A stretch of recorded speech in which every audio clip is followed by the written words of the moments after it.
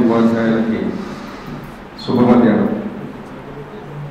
ఇందాక మన టీచర్లు మాట్లాడుతూ భాస్కర్ సార్ని దైవంగా అనుకున్నారు.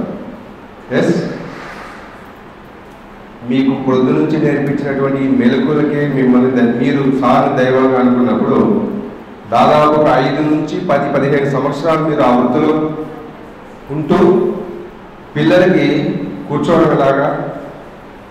ప్రాకడం ఎలాగా, నడవడం ఎలాగా, పరిగెత్తడం ఎలాగా నేర్పించాల్సినటువంటి బాధ్యత ఉన్న మిమ్మల్ని పిల్లలు ఏ రకంగా భావించాలి, సార్లు ఆ రకంగా భావించడానికి సార్ ఏవైతే మీకు నేర్పించారో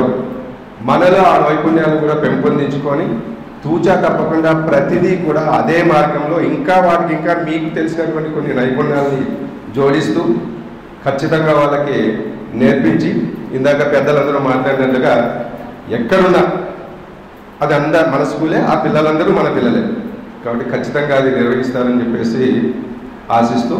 ఈ కార్యక్రమాన్ని నిర్వహించినటువంటి పెద్దలందరికీ ప్లస్ ముఖ్యంగా నాగరాజ్ సారు, విష్ణు సారు మరియు భాస్కర్ సార్ గారి కృతజ్ఞతలు తెలుపుతూ ధన్యవాదాలు.